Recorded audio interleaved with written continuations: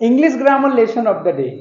मैंने बहुत लोगों को देखा है कि मोमो की शॉप के ऊपर जाके वो बोलते हैं 1 प्लेट मोमोज दे दो। So that is wrong.